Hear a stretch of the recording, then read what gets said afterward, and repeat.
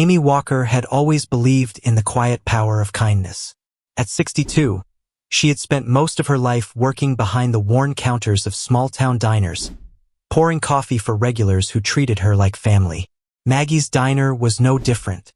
The scent of fresh bread and sizzling bacon lingered in the air, and the jukebox in the corner hummed softly, playing old tunes that reminded her of better days. The job wasn't glamorous, but it gave her a sense of purpose. She had learned long ago that people came to diners for more than just food. Some came for conversation, some for routine, and others simply to escape the silence of their own homes. She understood that because, in many ways, she was one of them. That evening, as she wiped down the counter for what felt like the 100th time, she glanced up at the clock. Another slow night, another paycheck stretched thin. Rent was due soon, and the rising cost of her medication weighed on her mind. The bell above the door jingled, breaking her thoughts. A man stepped in, hesitant, his shoulders slightly hunched as if bracing for rejection. His clothes were worn, his boots covered in dust, and his face carried the unmistakable weight of exhaustion. He walked with quiet dignity, but Amy recognized the look in his eyes. It was the look of someone who had spent too long being unseen. He approached the counter slowly, his rough, weathered hands pulling out a few crumpled bills. "Ma'am," he said, his voice deep but tired. "What can I get for $5? Amy glanced at the menu board. The cheapest meal was at least 10. She knew how this conversation usually went. She had seen people dig through their pockets, count their change, and quietly leave when they realized they didn't have enough. She had seen the way their shoulders tensed, the way they avoided eye contact, as if expecting someone to call them out for simply existing. But tonight, she wouldn't let that happen. "You're in luck," she said, offering him a warm smile. "We've got a special tonight. One full meal for $5. His eyes flickered with surprise, as if kindness had become foreign to him. "Really? Really?" she assured him, already ringing up the order before he could argue. She didn't need thanks. She didn't need an explanation. She had been raised to believe that feeding someone in need wasn't charity. It was just the right thing to do. A few minutes later, she set a steaming plate in front of him. His fingers hovered over the fork for a moment before he looked up at her, his expression unreadable. "You didn't have to do this," he murmured. Amy shrugged. "Everyone deserves a warm meal." For a brief moment, the man's face softened. A small, almost hesitant smile tugged at the corner of his lips. Then, as if afraid to linger too long on the kindness, he lowered his head and picked up his fork. She turned away to give him space, but something about him stayed with her. There was something in the way he carried himself, something in the deep lines on his face that spoke of stories untold. He wasn't just another man struggling to get by. He had a past, a purpose once, and now he was sitting in a diner counting crumpled bills. She wondered who he had been before life had chipped away at him, before the world had turned its back. As she refilled a coffee cup at the other end of the counter, she heard a sharp voice cut through the warm quiet of the diner. The sound of it sent a chill down her spine. It was Tom, the diner's manager, and he was walking toward her, his expression dark with suspicion. Amy barely had time to step away before she heard Tom's voice cutting through the warmth of the diner like a cold wind. "Amy, what do you think you're doing?" His tone was sharp, edged with irritation. She turned slowly, already knowing what was coming. Tom stood with his arms crossed, his expression caught between disbelief and anger. He had seen the plate of food. He had seen her ring it up for less than its price. "I paid for it myself," she said, keeping her voice steady. Tom scoffed. "That's not how things work around here. We're not a charity, Amy." She could feel the weight of the diner's silence pressing in around them. The regulars kept their heads down, avoiding her gaze. The few remaining customers shifted in their seats, pretending not to listen, but she could see the tension in their shoulders. No one wanted to get involved. "He's a veteran," she said, trying to keep the anger from creeping into her voice. "He served this country." Tom rolled his eyes. "Not my problem." Then, to her horror, he reached for the plate of food. Before she could stop him, Before the man at the counter could react, Tom grabbed it and tossed it straight into the trash. The sound of the plate hitting the bottom of the bin was deafening in the stillness that followed. Amy's breath caught in her throat as she watched the food slide down into the garbage, the steam still rising from it. She turned to the man. This man who had barely asked for anything, who had simply wanted a meal. His face was unreadable. He didn't flinch, didn't argue, didn't protest. He only sat there, his hands resting on the counter, staring at the empty space where his food had been. Something inside her snapped. "You're a disgrace," she said, her voice low and shaking with fury. Tom smirked. "And you're unemployed." For a moment, she thought she had misheard him. But then she saw the way he stood, arms crossed, smirk widening. "You're firing me?" "That's right," Tom said. "Pack up your things. You're done." She scanned the room, hoping, maybe foolishly, that someone would speak up, that someone, anyone, would say that this was wrong. But no one did. The other employees kept their eyes on the floor. The customers, even the ones who had been coming here for years, whispered among themselves but didn't say a word. And then the veteran stood. He turned to Tom, his gaze steady. "You didn't have to do that," he said, his voice quiet, measured. Tom snorted. "I don't owe you anything, old man." The veteran nodded once, as if that response confirmed something he already knew. Then he turned to Amy, offering her a small, tired smile. "Thank you for your kindness." She forced herself to smile back, though her stomach twisted with anxiety. "I wish I could have done more." "You already did more than most," he replied.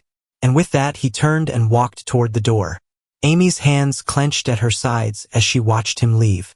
Her heart pounded, not just with anger but with something deeper, something heavier. She turned back to Tom, her voice steady but burning with conviction. "You're going to regret this." Tom let out a dry laugh. "Doubt it." Amy swallowed hard, grabbed her coat, and walked out into the night, the cold air stinging her skin. She had no job, no backup plan, no idea what she was going to do next. What she didn't know, what none of them knew, was that within 24 hours, everything would change.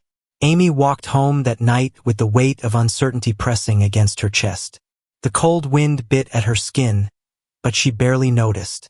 The events of the evening replayed over and over in her mind.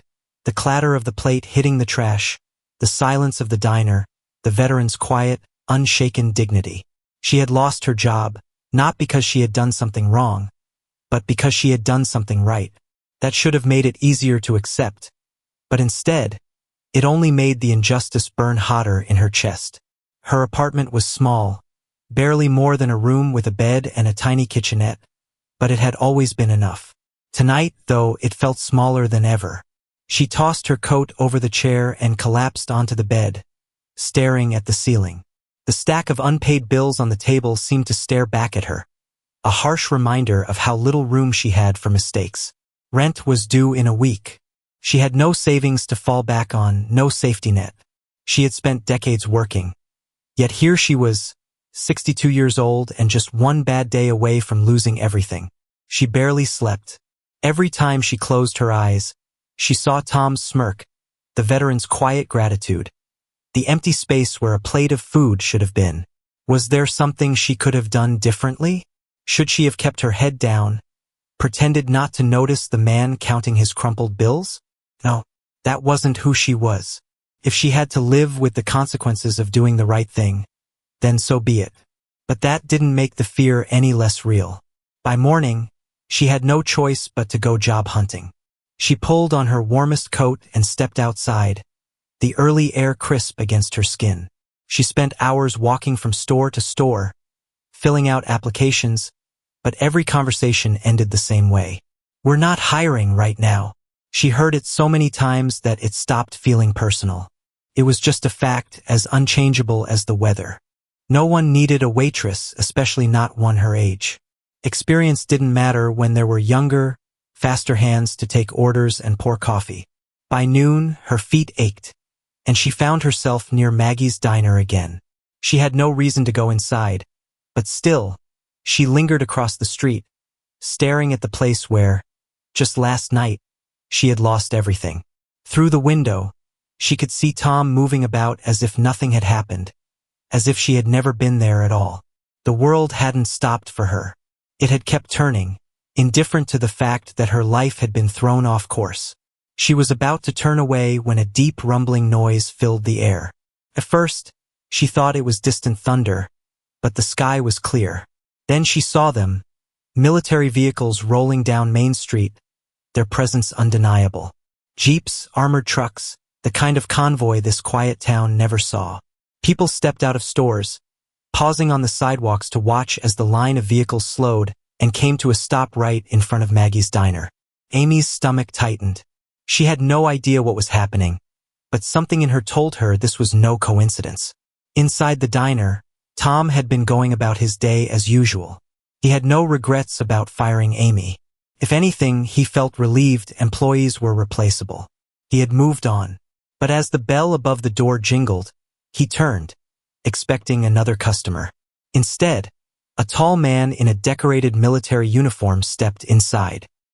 His presence alone commanded attention, but it was the dozen Marines behind him, their boots striking the floor with quiet authority, that made the diner fall into stunned silence. Tom blinked, confused. "Can I help you?" he asked, his voice uncertain for the first time in years. The officer's sharp eyes scanned the diner before landing on him. "We're looking for Amy Walker." The room went completely still. Tom hesitated. She doesn't work here anymore." "We know," the officer said. His voice carried no anger, no threat, just certainty. Before Tom could ask anything else, the door opened again. Amy, still standing outside, watched as the veteran she had served the night before stepped inside. But he was no longer the weary man in ragged clothes. Today, he stood in full Marine dress uniform, ribbons and medals neatly displayed. The transformation was so striking that, for a moment, Tom didn't recognize him. His jaw tightened. "Frank?" he said, almost uncertainly. Frank didn't acknowledge him. Instead, he turned to the officer beside him and spoke in a voice that was steady and sure. "This is Colonel James Carter," he said. "And these men? They're my brothers." Tom swallowed hard. I don't understand." Frank let out a slow breath, then looked him directly in the eyes. "Yesterday, a young woman showed me kindness when no one else would. And for that, she lost her job." Colonel Carter stepped forward. "Frank Mitchell isn't just any veteran. He's a decorated war hero. He saved dozens of Marines in combat, and the way he was treated here is unacceptable." Tom's hands clenched at his sides. "Listen, I didn't know." "You didn't care," Frank interrupted. "And that's worse." The tension in the room thickened. Every person in the diner, the same people who had looked away when Amy was fired, now whispered among themselves. Some shook their heads at Tom in quiet disapproval. Amy watched from outside, frozen in place. She had no idea what was happening, but her heart pounded in her chest as Colonel Carter turned toward the window and locked eyes with her. "Amy Walker," he called out. She hesitated. Every head in the diner turned toward her. For a second, she considered walking away. But something in the colonel's voice, steady, firm, but not unkind, made her feet move forward. She stepped inside, the warmth of the diner doing little to calm the nerves racing through her. Tom looked at her, his face pale. The colonel offered her a slight smile. "Miss Walker," he said, "we heard about what happened yesterday. More importantly, we heard about what you did for Frank." Amy glanced at Frank, who gave her a small nod. The colonel continued, "We need people like you, people who do the right thing even when there's no reward. We'd like to offer you a job." Amy's breath caught. "A job?" "Not in the military," he clarified. "We run a program that helps veterans transition back into civilian life. We need compassionate people to assist in counseling, job placement, and community support. You'd be helping people like Frank get back on their feet." Amy's mind reeled. Just yesterday, she had lost everything.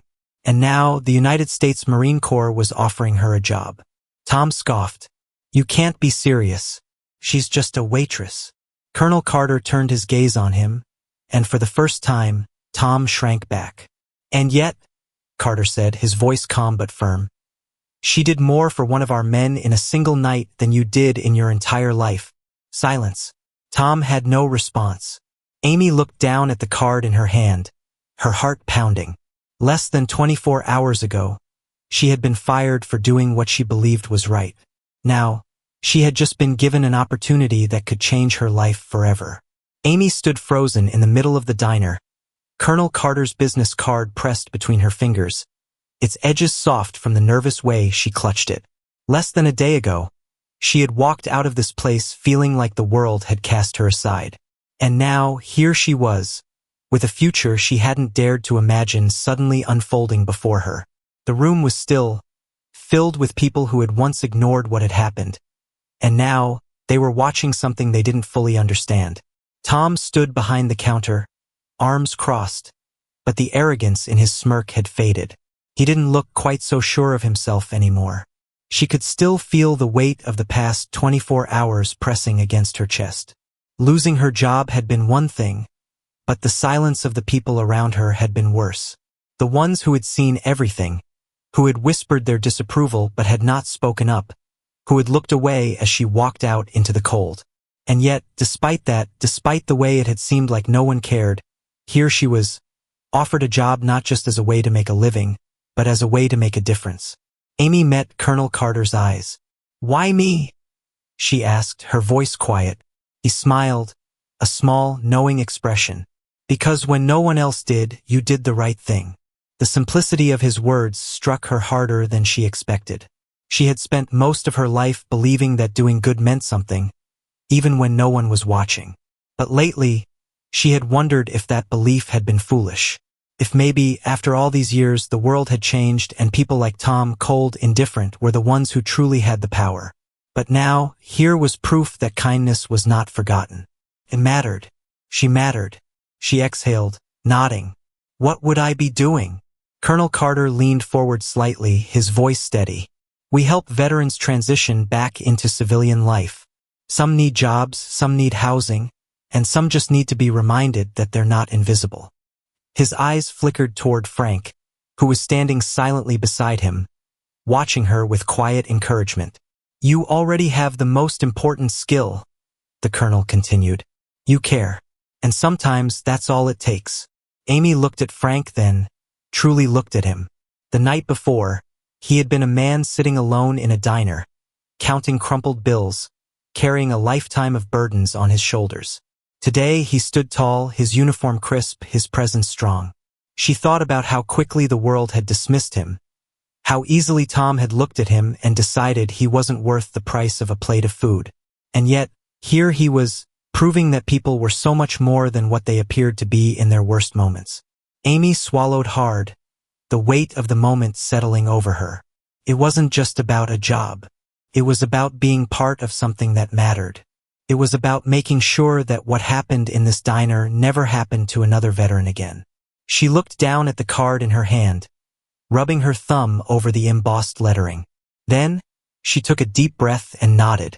"I'm in." Colonel Carter grinned. "Good," he said. "We'll see you tomorrow."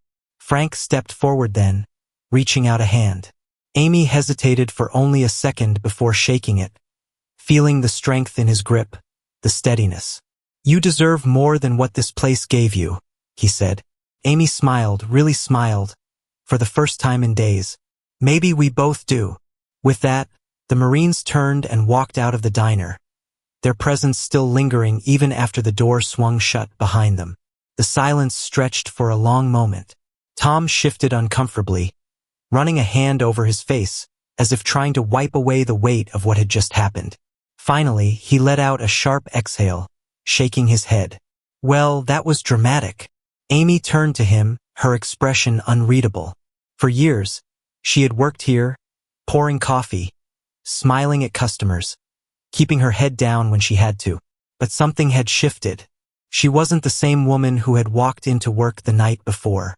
She had spent a lifetime thinking that doing good didn't always pay off. But now, for the first time, she felt certain of something. Kindness was never wasted.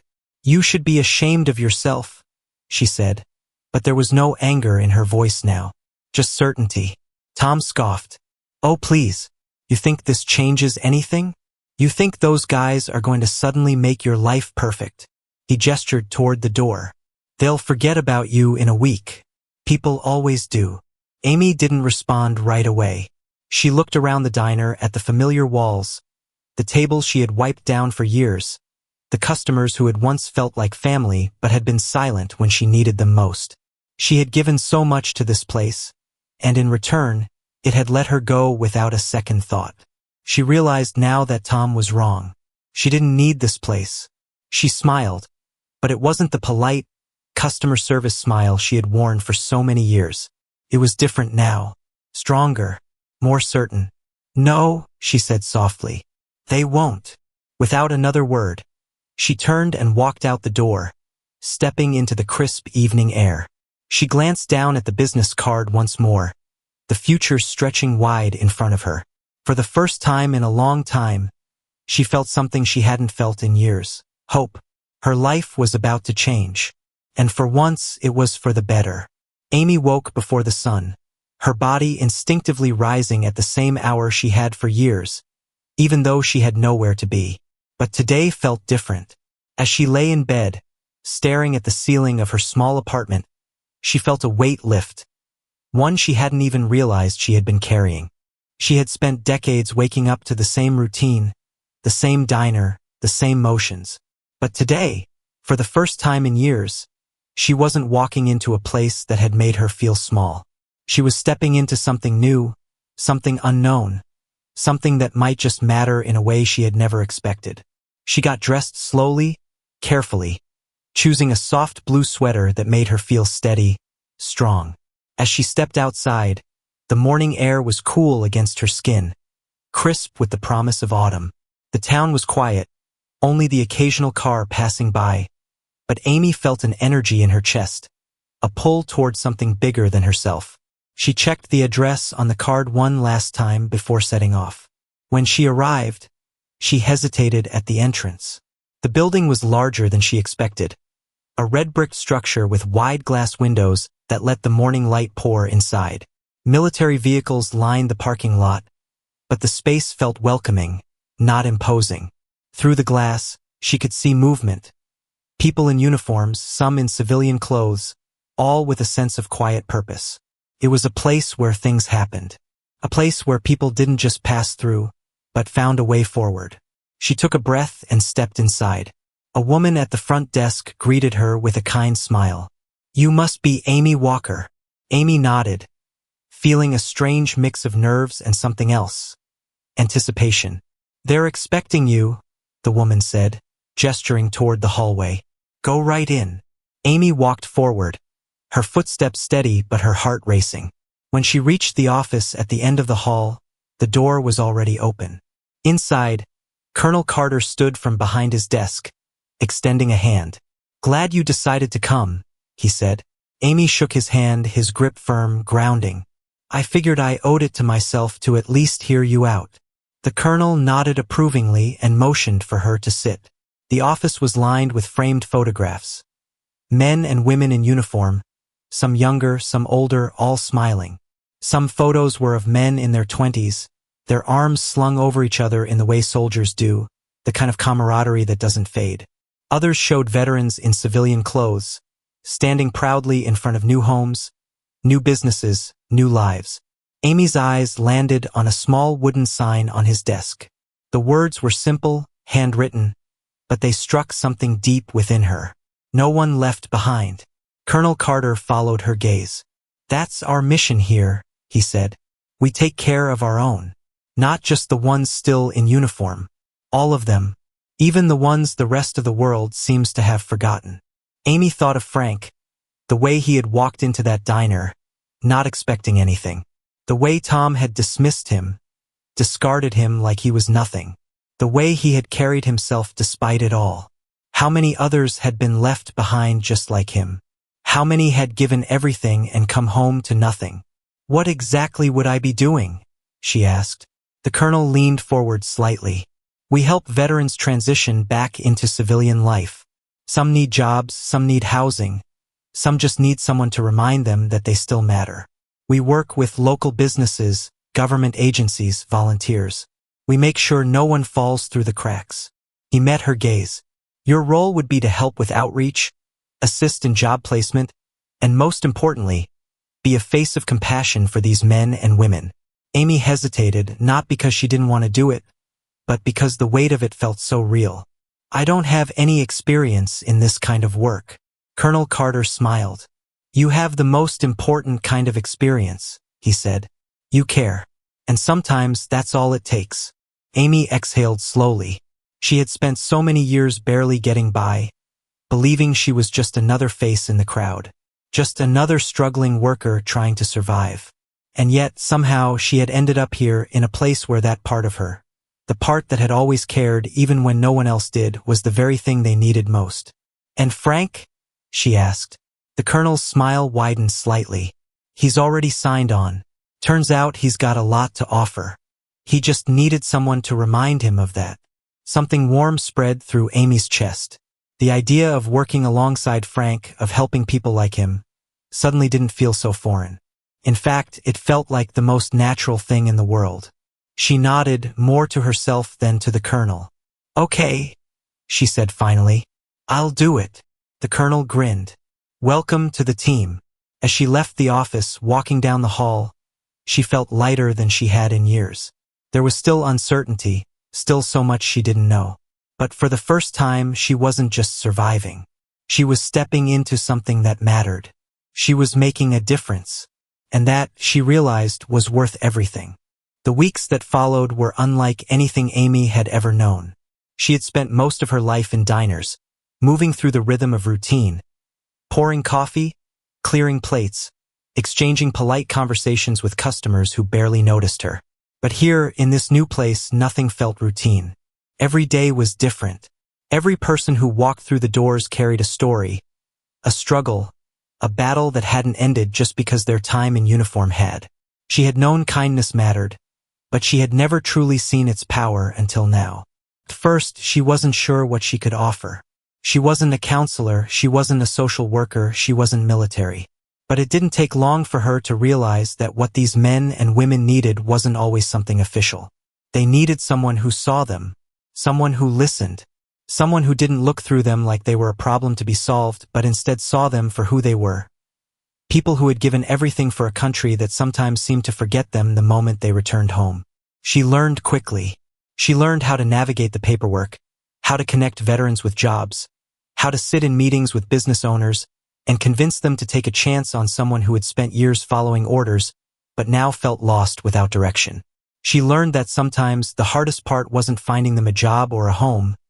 It was convincing them that they still deserved those things, that they were still worth something, that their lives weren't over just because the war had ended. Frank was there every step of the way. At first, he had seemed like just another man trying to get back on his feet, but Amy quickly realized he was more than that. He had a way of talking to the other veterans that no one else could. He understood their silence, their hesitations, their guilt. He had carried the same burdens. He still carried them, but he showed up every day for the ones who weren't ready to show up for themselves. One afternoon, Amy was organizing a job fair, moving through the busy room, making sure everything was running smoothly. Veterans moved from table to table, speaking with recruiters, filling out applications, shaking hands with people who saw them as potential employees, not just statistics. It was the kind of thing that weeks ago would have felt impossible. She turned when she felt a tap on her shoulder and found Frank standing there, looking sharper than she had ever seen him. He wore a neatly pressed polo shirt with the organization's logo on the chest, his hair trimmed, his posture strong. "Hey," he said. "Hey yourself," she replied, smiling. Frank exhaled, glancing around the room. "It's strange," he admitted. "For years, I thought my life was over, that no one cared. And then you came along." Amy felt something catch in her throat. "I just did what anyone should do." "Maybe," Frank said, "but you were the only one who did it." She didn't know how to respond to that. Instead, she simply reached out and squeezed his hand, letting the silence between them say what words couldn't. That evening, as she locked up the office, She stepped outside and looked up at the sky. The last rays of sunlight stretched across the town, painting the horizon in deep oranges and purples. It was the same town she had lived in for years, the same streets, the same buildings, but somehow it felt different now. It no longer felt like a place she was simply passing through. Felt like something more. She pulled her phone from her pocket and scrolled to Colonel Carter's contact. After a moment, she typed a message. "Thank you for believing in me." A reply came almost instantly. "We don't leave good people behind." Amy smiled, slipping her phone back into her pocket. She had spent years thinking she was just another face in the crowd, just another worker trying to get by. Now she was part of something bigger, and for the first time in a long time, she felt like she truly belonged. 6 months had passed since Amy took the job at the Veteran Transition Center, and yet, every morning when she stepped through its doors, it still felt new. The work was exhausting, sometimes overwhelming, but it was also the most fulfilling thing she had ever done. She had spent decades serving meals, wiping down counters, and making small talk with customers who barely noticed her. Now she was helping rebuild lives. Every day, she saw men and women who had spent years serving their country walk through these halls, carrying burdens that were invisible to most. Some had lost their way. Some had lost everything. But here, they found something they hadn't realized they still had: hope. The hallways were never quiet. The building hummed with energy, a mix of laughter, conversation, and the occasional heated debate between veterans who still spoke to each other like they were on a battlefield. Some came in for job counseling, others for therapy, and some just for a cup of coffee and a familiar face. Amy had quickly learned that for many of them, the hardest battle wasn't one fought overseas. It was the one they faced after coming home. She sat at her desk, sifting through a stack of paperwork, when she heard a knock at her door. She looked up to see Frank standing there, hands in his pockets, wearing the same quiet confidence she had watched him grow into over the past few months. "Got a minute?" he asked. Amy smiled, gesturing to the chair across from her. "For you? Always." He stepped inside, settling into the chair, but something about him seemed different today. He wasn't the man she had met at the diner, the one who had barely spoken, who had worn the weight of the world on his shoulders like an old coat. He was steadier now, stronger, like a man who had finally started believing he had a place in the world again. "Tomorrow's the big day," he said. Amy nodded. Tomorrow was the center's first official community event, an open house meant to connect veterans with employers, support groups, and resources. It was her project, one she had poured every ounce of herself into. "Everything's ready," she said, then let out a small laugh. "At least I think it is." Frank chuckled. "You'll do great." She studied him for a moment, taking in the transformation. When she first met him, he had been lost, just trying to make it through another day. Now he was leading outreach programs, mentoring younger veterans, proving to others what she had known all along. He was worth more than the world had given him credit for. "I'm proud of you," she said softly. Frank's smile was small but genuine. "I wouldn't be here if it weren't for you." Amy shook her head. "No, you wouldn't be here if it weren't for you. You just needed someone to remind you of what you were capable of." Frank nodded, a flicker of emotion crossing his face. "It goes both ways, you know? You helped me, but this place helped you too." She knew he was right. She had started this job thinking she was just helping others, but in reality, it had saved her too. She had spent so many years barely getting by, believing she had no real purpose beyond paying bills and making it to the next day. Now, she woke up every morning knowing she was making a difference. A comfortable silence stretched between them before Frank stood. "See you tomorrow," he said, heading for the door. Amy watched him go, then exhaled. Tomorrow was important, not just for the center, but for every veteran who would walk through those doors looking for a new beginning. The next day, she arrived early. The building had been transformed. Banners hung from the walls, booths were set up with job recruiters and support organizations, and volunteers bustled about, setting out refreshments and organizing paperwork. By noon, the first veterans began arriving. Amy watched as they moved from table to table, speaking with employers, connecting with resources. Some were hesitant, uncertain, but that was why she was here. She moved through the crowd, greeting people, answering questions. She saw Frank laughing with a group of younger veterans, sharing stories. She spotted Colonel Carter speaking with a government official, likely working on expanding the center's funding. Then she saw someone familiar at the entrance. A man stood just outside, hesitating, his hands stuffed into the pockets of his worn jacket. His eyes flickered with uncertainty, as if he wasn't sure if he should step inside. Amy knew that look. She had seen it before, on Frank, on so many others who had walked through these doors. She walked over and smiled warmly. "First time here?" The man glanced at her, then at the bustling room behind her. "Yeah," he admitted. "Wasn't sure if this place was for me." Amy nodded. "I get that. But let me tell you something. Everyone in there has felt the same way at some point. And every single one of them is glad they walked through that door." The man hesitated a moment longer, then exhaled and stepped inside. Amy watched as a volunteer greeted him, guiding him toward one of the booths. A quiet satisfaction filled her chest. This was why she was here. Later that evening, as the event wound down, she found herself standing outside, looking up at the darkening sky. Frank walked up beside her. "Not bad, huh?" he said. Amy let out a soft laugh. "Not bad at all." Frank nodded toward the building. "You did that, you know. You built something real here." Amy shook her head. "We built something real." Frank smiled, then reached into his pocket and pulled out a small, folded napkin.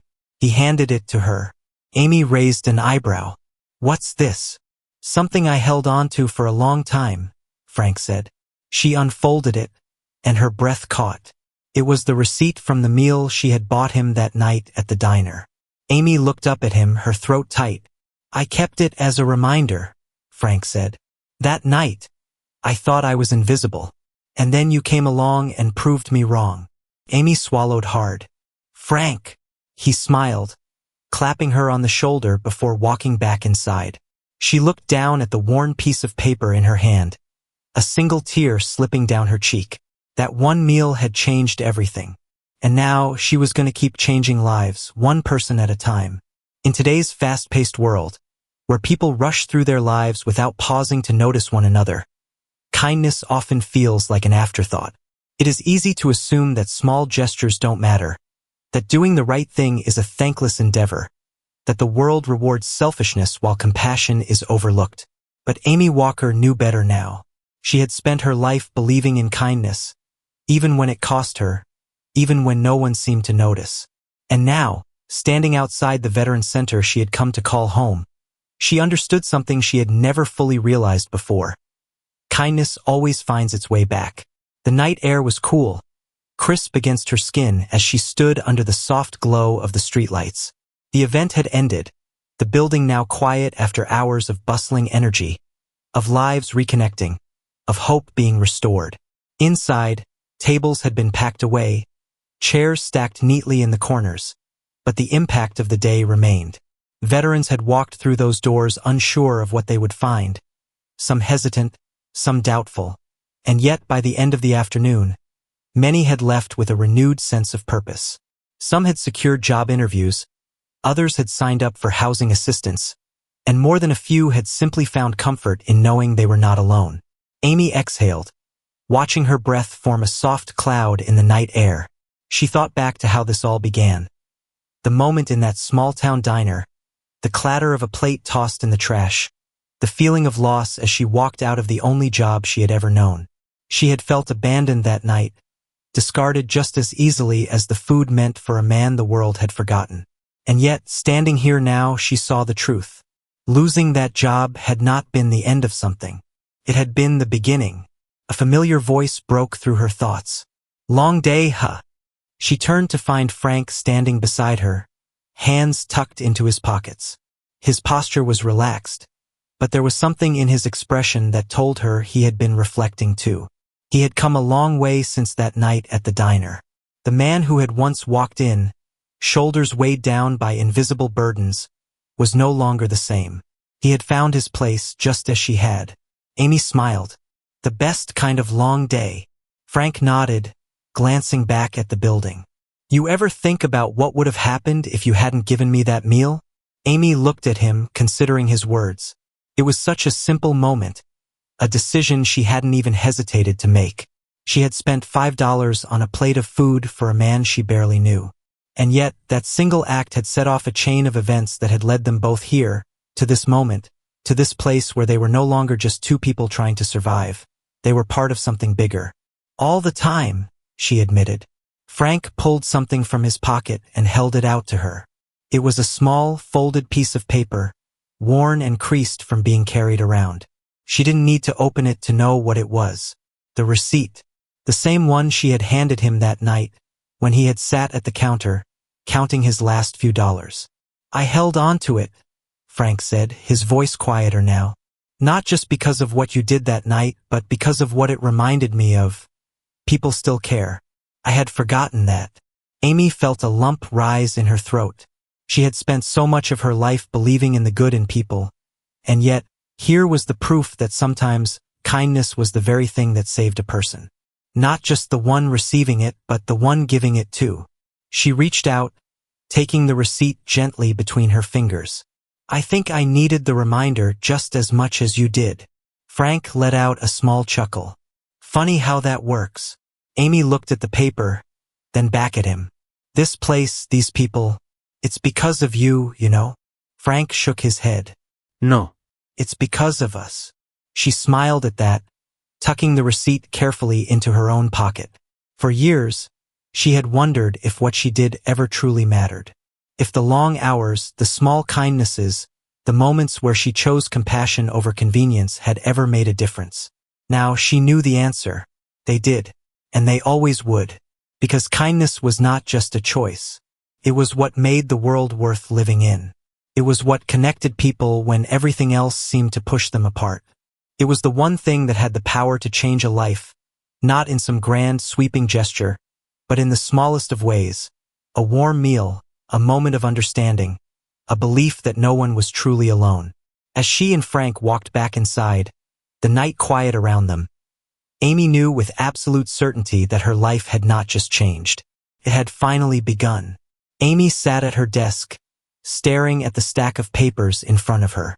The hum of voices outside her office filled the air, blending with the occasional sound of footsteps, doors opening and closing, conversations being exchanged. It had been 6 months since she had taken the job at the Veteran Transition Center, and in that time, she had seen more than she ever imagined.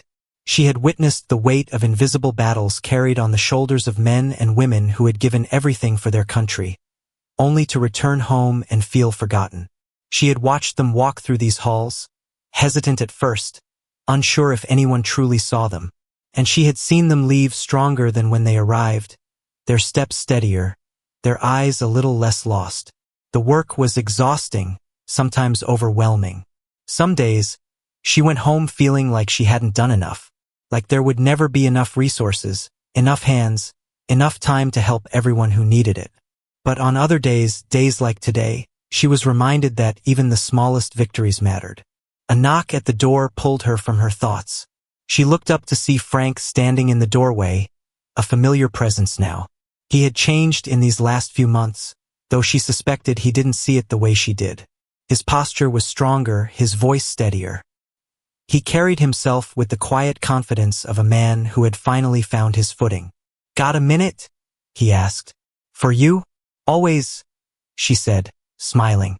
He stepped inside, settling into the chair across from her. There was something thoughtful in his expression, something unspoken lingering in the air between them. "Tomorrow's the big day," he said. Amy nodded. Tomorrow was the center's first official community event, a job fair and open house designed to bring veterans and local businesses together. It was something she had poured herself into, making sure that no one who showed up felt like just another name on a list. "You nervous?" he asked. She let out a soft laugh. "A little. More hopeful than anything." Frank nodded, looking down for a moment before glancing back up at her. "You should be proud of what you've built here." She studied him, taking in the weight of his words. She had never thought of it that way before. She had spent so much of her life just trying to get by, just trying to do the right thing, that she had never considered what it meant to build something that lasted. Something that mattered. It wasn't just me, she said. It was all of us. Frank exhaled, a small smile tugging at the corner of his lips. Still, you were the first person who saw me, when no one else did. Amy felt something tighten in her chest.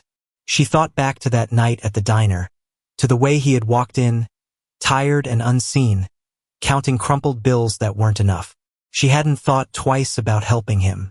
It had been instinct, a quiet certainty that no one should feel invisible. But now, sitting here, she realized something she hadn't fully grasped before. That one moment had changed everything. Not just for Frank. For her too. The next day, she arrived early, walking through the doors of the center before the first guests arrived. The place had been transformed. Tables were set up, banners hung proudly, volunteers moving with purpose.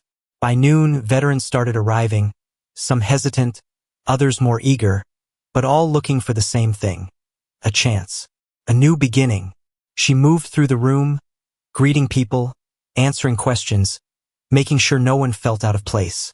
She saw familiar faces, veterans who had come through the center before, men and women who had walked in feeling lost and now stood taller, more certain of themselves. She spotted Frank, deep in conversation with a group of younger veterans, his voice steady as he shared stories, offering them something she knew they needed, understanding.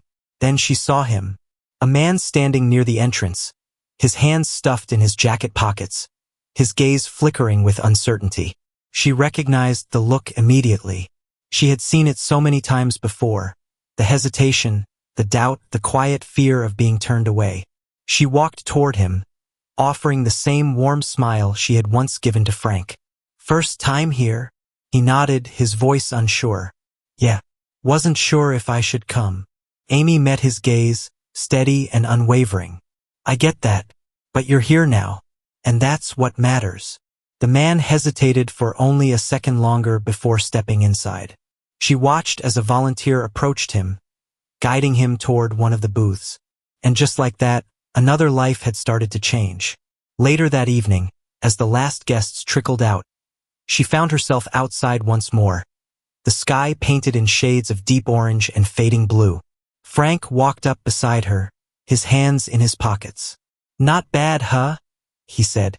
Amy let out a soft chuckle. Not bad at all. Frank looked toward the building. You did that, you know? She shook her head. We did that. For a long moment, they stood in comfortable silence, watching as the lights inside the center dimmed, as the world outside continued on.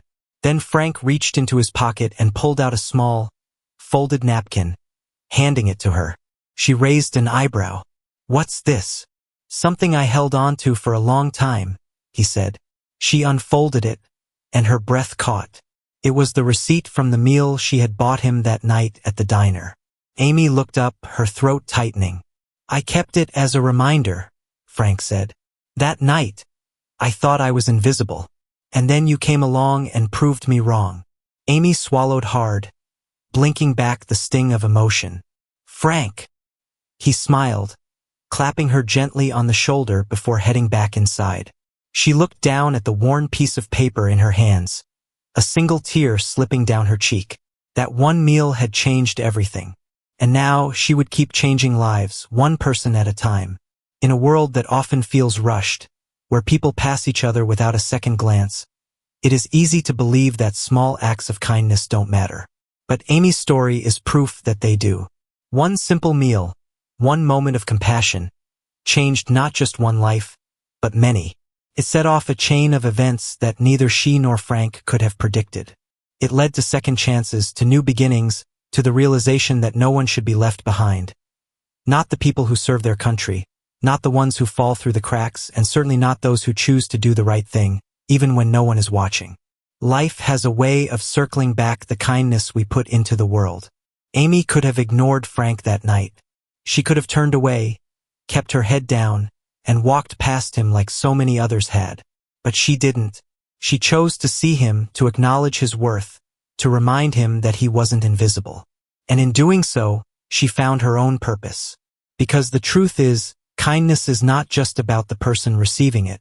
It transforms the person giving it as well. This story is a reminder that our actions, no matter how small, have power. We don't always see the impact right away. Sometimes we may never see it at all. But that doesn't mean it isn't there. Every choice we make to stand up for what is right, to offer a helping hand, to look at someone with empathy instead of judgment plants a seed. And those seeds grow in ways we could never expect. So now we turn to you. Have you ever witnessed a moment where a simple act of kindness made a difference? Have you ever experienced a time when someone's compassion changed the course of your life? We want to hear your stories. Share your thoughts in the comments below, because stories like these deserve to be told. And if you believe in the power of kindness, in the idea that good people can make a difference, then join us. Subscribe to our channel for more incredible stories that prove humanity still has hope. Let's make kindness go viral, because in the end, it's not just about the lives we change. It's about the world we create when we choose to care.